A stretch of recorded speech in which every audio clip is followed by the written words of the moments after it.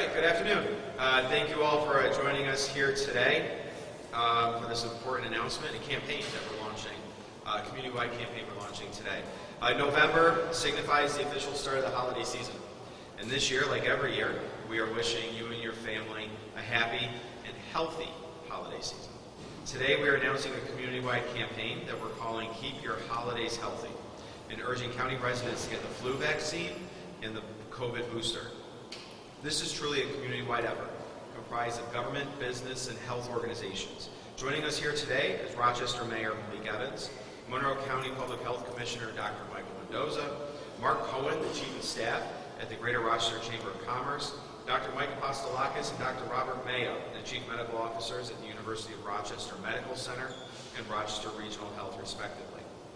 Also joining us are representatives from our community health organizations, Dr. Linda Clark, the Chief Medical Officer of Jordan Health, Karen Kinter, Interim CEO of Oak Orchard Health and Rochester Regional Health Federal Qualified Health Centers, Dr. Sarah Bulldog, the Chief Medical Officer of Trillium Health. Representing schools across Monroe County and showing their dedication to the health and safety of their students, faculty, and staff are Dr. Casey Kosorek, the Chair of the Monroe County Council of School Superintendents and the Superintendent of the Hilton School District, Daniel White, the District Superintendent of Monroe No. 1 BOCES, and Joanne Antonazzi, District Superintendent of Monroe 2 Orleans BOCES. If you look around this room, it is truly a community-wide effort, and I want to thank this group of individuals behind me for their commitment to our public's health and wellness. We're all looking forward to the upcoming holidays. This is probably going to be the first year in a few years where things are going to feel normal. We are back to normal with our holiday celebrations since the pandemic began. But we're all ready to come together with family and friends. But we want to make sure that we continue to do so safely. National data from the Center for Disease Control shows that flu hospitalizations for this time of year are at the highest level since 2010. Local healthcare systems are concerned about ongoing hospital capacity issues that could further be impacted by a spike in flu cases after upcoming holiday gatherings. Most family gatherings are intergenerational. We have moms, dads, grandparents, young children all together in close quarters. It's easy to see how flu and even COVID can continue to spread. And we know that older adults, children, and individuals with underlying conditions are more seriously impacted by both flu and COVID. The good news, though, is that we have all the tools we need to keep our families and friends safe over the holiday months. A flu vaccine, and if you're eligible, the COVID vaccine and boosters. These vaccines are very easy to get. Local pharmacies, community health centers, mobile clinics, and even some employers are providing the vaccine right in your place of work. To better help individuals find a vaccination site near them, the Keep Your Holidays Healthy website has a vaccine finder app. You simply plug in your zip code and locate available sites for the flu shot. You can access that website at monroecounty.gov/healthyholidays. Again, monroecounty.gov/healthyholidays. We put all that information that you and your family need into one spot. Today, we're also kicking off our campaign, and we're asking the community to join us. Campaign posters are going to be shared with businesses and employers countywide. You can see them here next to me in both English and Spanish. Soon, you're also going to see us launch advertisements online. You'll see ads on social media, on television, radio, and even on buses. FoodLink will include bilingual flyers, including information on where to get the flu vaccine and the meals that they provide. The Monroe County Department of Public Health will use its mobile van to take flu and COVID right into neighborhoods where people are and where people live. Monroe County, we're going to step up to the plate as well and make the flu shot available to our employees. And Mark Cohen of the Greater Rochester Chamber of Commerce, he's going to share today how businesses and employers can join the effort and help as well. The Keep Your Holidays Healthy campaign runs through the new year, but it's important to get vaccinated as soon as you can. Data shows that November and December are the most effective times to get the flu vaccine. It's right before the holidays, and the immunity from the vaccine will carry you right into 2023. So let's do everything we can to ensure that you keep your holidays healthy. That's what this is all about. And like I said before, this is probably the first year where things are going to look a little bit like normal. And we're looking forward to that. My family's looking forward to that. I know we all are. And we want to encourage everybody to get back together. We love being together for the holidays. It's my favorite time of year. But we have tools available to make sure that we do so healthy and reduce the spread of flu through our community. So to speak about the campaign and the impact that it's also going to have in the community, I'd like to invite my friend, the mayor of the city of Rochester, Malik Evans, to come forward and say a few words. Right here, sir. Thank you. This is the fourth or fifth occasion that I've been with the county executive today. So, man, we're spending a lot of time together. And I want to thank our community partners for being here. This is an absolutely important topic. I am very concerned about this holiday season, not because there's relatives that I don't want to see again. No, I'm kidding. Because it's the opportunity for relatives. But I'm concerned because there's that trifecta, the flu, COVID, and then RSV for us that has the little ones running around. So I don't want us to let our guards down, and it is so very important. We have the tools. We know that there is lots of disinformation out there about vaccines, and we need to make sure that we dispel those myths. So I would encourage particularly in urban areas, because in urban areas, that is where you see some of the lowest vaccination rates. So particularly for my residents of Rochester, it is critical that you go and get that flu shot. Talk to an expert medical provider. Don't Google it. Don't go look on Facebook or any other social media app. Talk to people who know what they're talking about that can give you the up-to-date and accurate information. I personally get a flu shot every year like clockwork the second week of November. So next week, I'm going into my pharmacy and I'm getting my flu shot. So this campaign is extremely important. We want to be able to celebrate. We want this to be able to feel as normal as possible, but we don't want people to let their guards down. If you are eligible for a COVID booster, get it. Talk to your healthcare provider. Talk to a trusted advisor and listen to what they have to say to be able to do that. But there is no reason why we should have folks checking into the hospital for flu when we have this vaccine that has been around forever. For a very long time, we know it's effective. And why is this important? If somebody gets a heart attack, someone has a heart attack, and the hospital system is filled with people who have flu symptoms or other types of illnesses, it has the domino effect on everything else. And then they're going to be calling us, saying, what's going on with the hospital system? We want to make sure that we are as preventative as possible. And I want to say also that we're proud of our partnership with the county.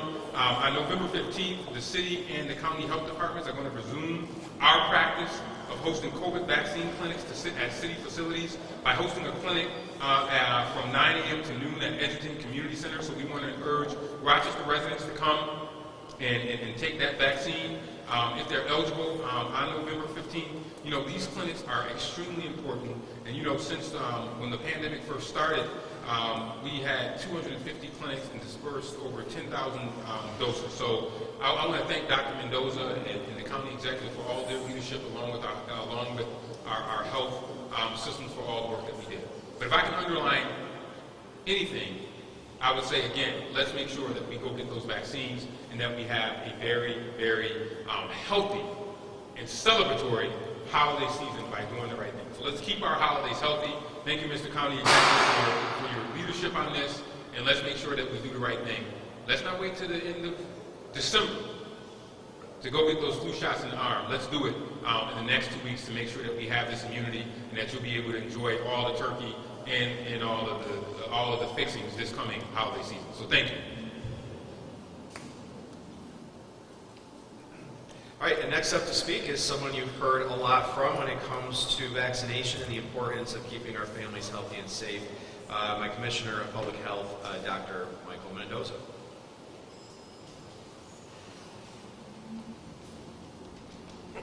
Good afternoon. Thank you to all of my colleagues for being here today to help underscore just how serious this issue is. And thank you to the media for, as always, helping us to spread this word here today. Last week, the chief medical officers from Rochester Regional Health and Strong Memorial Hospital and Highland Hospital joined me to raise a red flag. Today, Dr. Apostolakis, Dr. Mayo, and I are joined by County Executive Bello, Mayor Evans, our community health centers, the Chamber of Commerce, and our local schools to ask for your help. Right now, our hospitals are strained. This is largely due to a shortage of nursing home beds. Many hospital patients have to wait until a bed is available in order for them to be discharged from the hospital. But a bad flu season and a potential surge in COVID could make matters even worse as we approach the holiday season. So please get your flu vaccination as soon as you can. And there are many good reasons to do so. The flu can make some people very, very sick, especially those who are under the age of 2, those who are over the age of 50, pregnant women, nursing home residents, and any individuals with chronic health concerns like asthma, cancer, COPD, diabetes, obesity, and heart disease. If you fall into any of these high-risk categories, the flu vaccine is very important in helping to prevent serious illness. If you are in close contact with someone who falls into any of these risk categories, the flu vaccine can help you from spreading the flu to that family member, that friend, or that colleague. Being protected against the flu means fewer of us will be staying home sick, which will help keep our businesses and our schools running smoothly. This vaccine will help keep our hospitals from becoming even more overwhelmed. And as the county executive and Mayor Evans have just said, getting a flu shot and a COVID booster if you are eligible are among the most effective and important ways to ensure that your holidays remain healthy and safe. So please, if you have any questions, please talk to your trusted healthcare provider, your primary care physician, and know that the flu vaccine is safe, especially for anyone who is 6 months or older. The flu vaccine will not give you the flu, and it is today widely available, unlike in prior years. So I want to thank you all again, members of the media, for joining us here today. And I want to turn things over to my colleague, Mr. Monroe Co, Chief of Staff for the Greater Rochester Chamber of Commerce. Thank you, Commissioner Mendoza, and thank you to the media for being here to help spread this important message. We want to thank, on behalf of Bob Duffy, the President and CEO of the Greater Rochester Chamber of Commerce, County Executive Bello, for inviting us to be part of this. If there's one thing that the COVID crisis showed us, it's that County Executive Bello and his team know how to take the lead in times like this. We thank the County Executive, we thank our partners from Rochester Regional Health, University of Rochester, and of course Mayor Evans and Commissioner Mendoza for their leadership. Greater Rochester Chamber of Commerce is proud to once again partner on this initiative. We are calling on our members to either host or participate in at least one vaccine clinic for the flu this season. Our members, 1,300 of them, represent hundreds of thousands of employees in our 9-county region. And if every single one of those folks who are able to do get the vaccine will find meaningful and impactful change, we will keep our emergency rooms clear, we will keep our families healthy, and we will indeed be able to keep folks healthy for the holidays.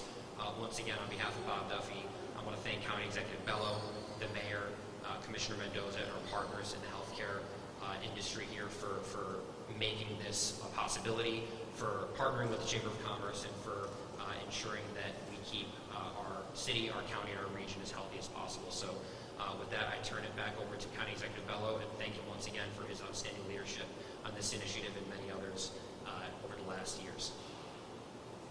Sir. All right, thank you, Mark. And as a proud member of the Chamber, we'll be the first business to accept your challenge. So the county will host flu shot clinics for our staff, and we encourage every employer around the community to do so as well. So with that, we can take, anybody up here really can take any questions the media may have. Any considerations about bringing the National Guard to help with the hospital capacity issues? Well, we're in conversations right now with the hospital systems in the state of New York about what we think the best solutions could be to this, but clearly we have a challenge right now in the healthcare system.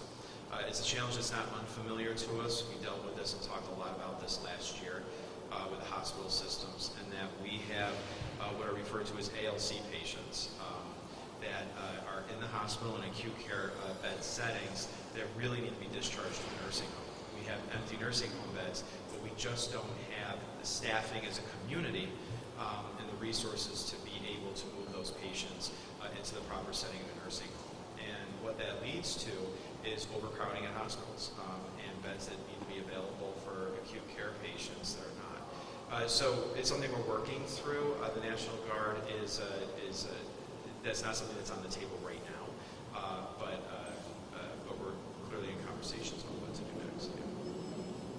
We might want to grab Dr. Apostolakis and Dr. Mayo back. They'll talk about everybody's time. But Dr. Mendoza, one question for you on a sort of county-wide basis.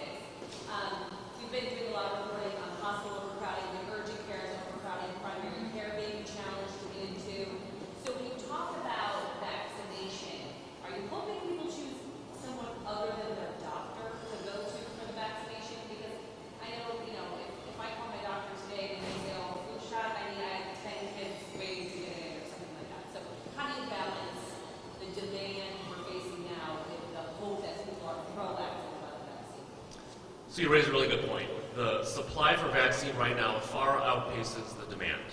So speaking as a physician, I have patients that are calling my office trying to get a vaccine. I'm inviting them to come in because we have special ways to bring in patients for just the flu shot. They don't have to get in the regular lines with the other patients who are coming to see a physician. But other practices may say go to the nearest pharmacy because of their availability of staffing and what have you. But the bottom line is that if we can get the majority of our population vaccinated, flu will be that much better for everybody involved. Many people will not get the flu if they're vaccinated, and those who do get the flu, we know will have shorter duration of illness and milder symptoms. And if you happen to fall into one of those risk categories that might make you more likely to go in the hospital, getting the flu shot might decrease those risks. So at every step of the way, those with serious illness, emergency conditions, we want you to come to the emergency room or urgent care if that warrants. But in general, if we can keep everybody healthier, then we can decrease the demand across the entire system. We know the flu is early. Is it worse? The illness right now it's too early to say if it's worse from a symptom standpoint, but I can tell you that from data that were released yesterday from the New York State Health Department, we're seeing an increase in flu cases this week that we don't typically see until December. So we're definitely looking at an earlier flu season. It's too early to say anything much about severity quite yet. And how do you get to like the underserved population? Is common ground like an extra initiative to get to a zip code that you won't get the flu shot, or the city? I'm no longer at Common Ground Health, but absolutely, education is the biggest part of advocacy. We are encouraging people to use the resources that we know that are in the community, like our community health centers. We're very much in tune at Jordan, Trillium, Orchard with our community and making the appropriate accommodations to make sure that people get in a timely fashion. Like the commissioner said, we make sure that people go to get a flu shot without being tied down with trying to get in line for appointments and other things. Casey, what are the schools experiencing right now, if you could? Are you seeing that parents are being responsible and keeping their kids home if they have symptoms? Are they saying, here's a COVID test, you don't have COVID, so go to school? What are you experiencing and what are you doing? I think that as we go forward with my understanding of what our nurses are reporting and our health specialists in our schools, that when students are ill or showing symptoms, their families are keeping them home. They've learned a lot from the past pandemic and the pandemic that we are coming out of, but people are all in all being very responsible with making sure that they're staying home if they're ill. Can someone speak to the incentives that are being offered to help the staffing issues in nursing homes? I know there's been some grant money for the hospital systems. How is that? How do you think that's going to work out? Do you think that'll help solve this staffing issue really?